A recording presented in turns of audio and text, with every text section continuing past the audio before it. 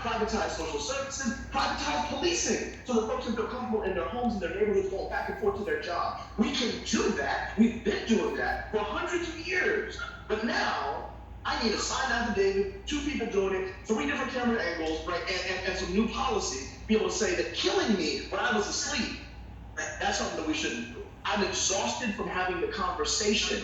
I'm really, really interested in the consensus that we got from the scientific community and the Black folks who've been living it, and everybody coming to where we are. But we've been here for a while, and it's time to start moving from this position, not the position of feigned ignorance and deliberate misunderstanding.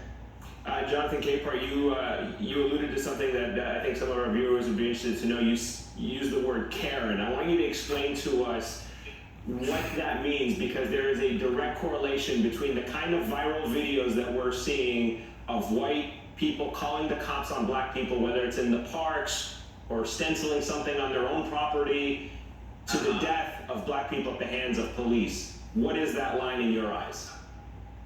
Well, the perfect Karen for anyone who really wants to understand what that is, Amy Cooper in Central Park, threatening Christian Cooper, no relation, to call the cops, said right to his face, I'm gonna call the police and say there's an African-American man threatening me in the park. And then she dials 911 and does it. She knows exactly what she's doing. She knows what the impact of that would be, because we have seen it happen. People call the cops on Black people, the cops get there, and then Lord only knows what happens. It could be perfectly fine, or it could go all the way to the person being killed. And so if you want to know what a Karen is, Amy Cooper is a Karen. I think her name is Lisa Alexander in San Francisco. You were alluding to that, Eamon. The guy who was stenciling Black Lives Matter on his own property. And she comes up to him and questions him about why he's doing what he's doing, and then has the nerve to say to him that she knows the people personally who live in the apartment. And then he tells her, go call the cops. Call the cops. I mean, these are the sorts of things that drive us bananas. And if you want to understand the impact of all of these non-lethal viral videos have on African Americans, there's a video that I saw yesterday on Twitter, and it breaks my heart, and I hope I don't start crying as I talk about it. A 6-year-old girl is walking in the park with her mothers, African Americans. Police officer approaches them with the intention of saying hi, and the little girl freaks out, starts crying, and puts her hands up.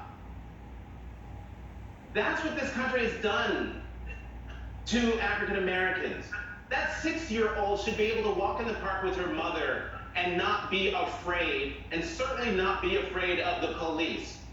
But that's exactly what's happening. And when you see the police officer, you can see her heart is broken to see what her presence in a policeman's uniform has done to that child. It was a female police officer. And so for all of those who are trying to understand whether this is a real thing, or if African Americans are overreacting in terms of the impact of watching all these videos and seeing the news about all these Black people being killed by police for a whole host of reasons and issues, take a look at what that 6-year-old girl, she's 6 years old and has her life ahead of her. And she's already afraid of her country. We should be ashamed of that. And we should do something about it now. Bernie, let me take that question to you. What do we do about it now to prevent young girls like that from being terrorized in their own country at the hands of the police, just at the sight of seeing them? We do everything about it, and we stop making excuses for all the reasons why we can't. We stop telling people that the word defund scares them. We stop telling people, we stop allowing people to tell us, rather, that the word divestment scares them, when America has been divesting from Black people for a very long time. We make sure that the response is actually commensurate with the harm. Let's be very clear. Black people built this country. Black people gave you your capitalism because we were your first capital.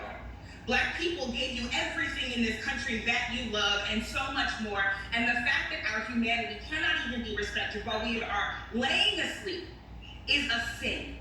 That is the only word for it. It is a sin. It is an absolute violation of every moral code and every religious law and every human law that there is.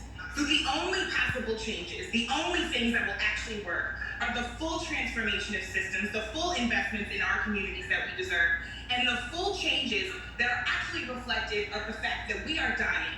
We are not impatient, we are not wrong, we are not unreasonable, we are dying. So your responses, your government responses, the things that mayors and governors and presidents decide to do about this, if it doesn't match the fact that we are dying, then it is not enough, and you need to start over. Let me play for you, Midwin, a soundbite from Stacey Abrams on ABC this week where she was asked about defunding the police. Watch this. What does defunding the police mean to you, and is it necessary? I think we're being drawn into this false choice idea. The reality is we need two things. We need reformation of how police officers do their jobs, how law enforcement does its job. Because what happened yesterday to Rayshard Brooks was a function of excessive force, and the decision that the fact that they were either embarrassed or panicked led them to murder a man who they knew only had a taser in his hand.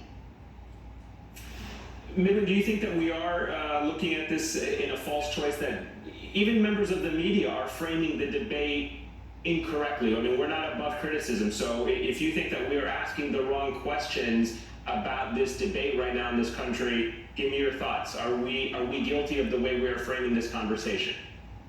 I think we are. I mean, at the end of the day, like Brittany said, and everybody else on this panel, Black people are dying.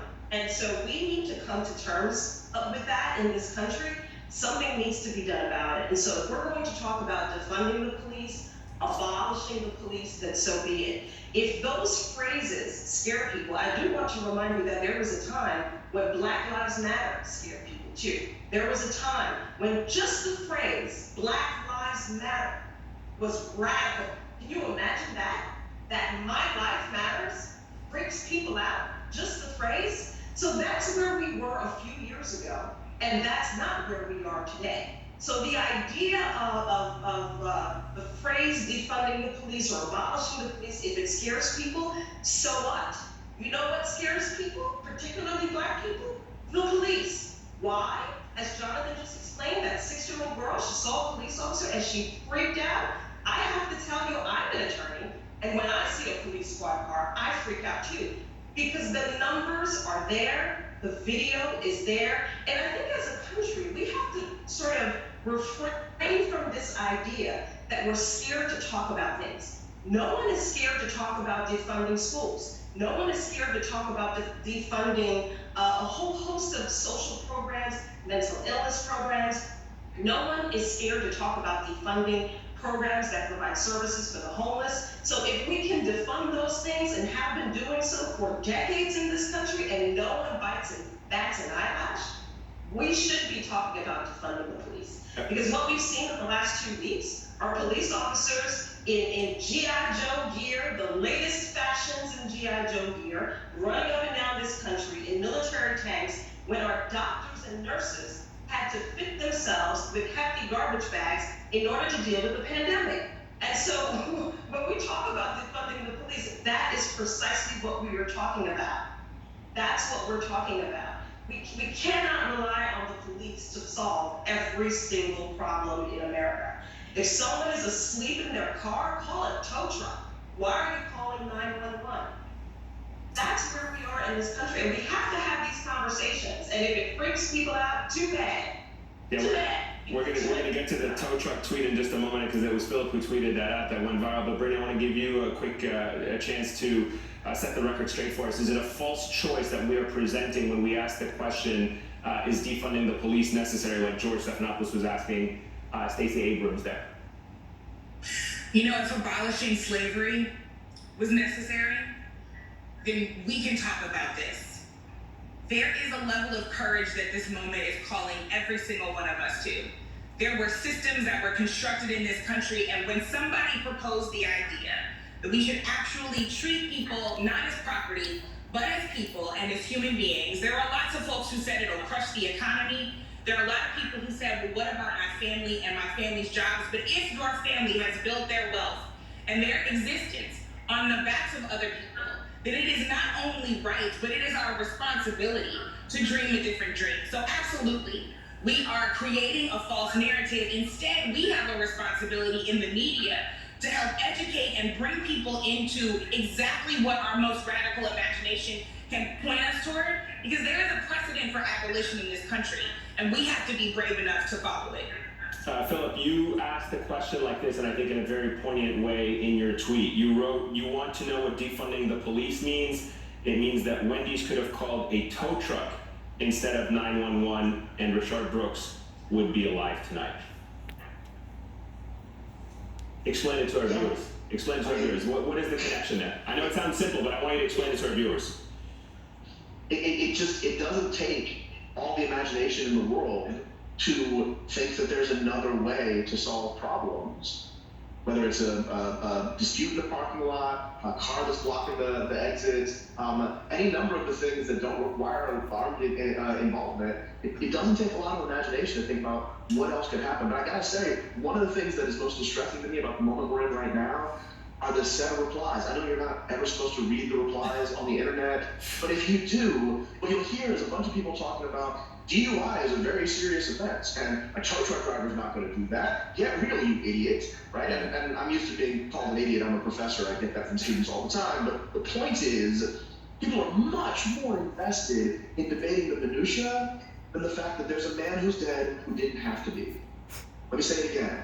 There's a man who's dead who didn't have to be, a father who's dead who didn't have to be. And if we're not willing to start coming up with other solutions, other than calling the police for some of these issues, what we're saying is, I guess maybe some of you just deserve to die.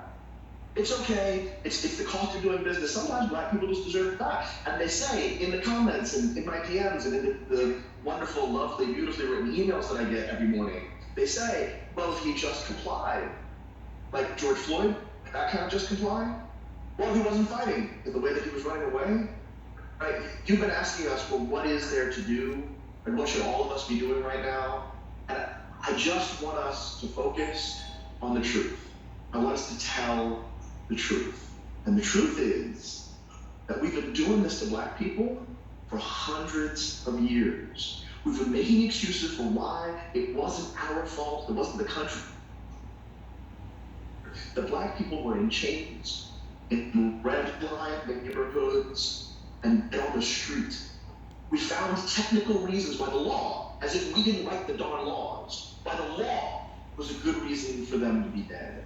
And so if there's one thing we can do right now, it's for the first time in American history, we can be honest about American history and what we've been doing to black people since they showed up, without ceasing, without interruption, from 1619 to the present.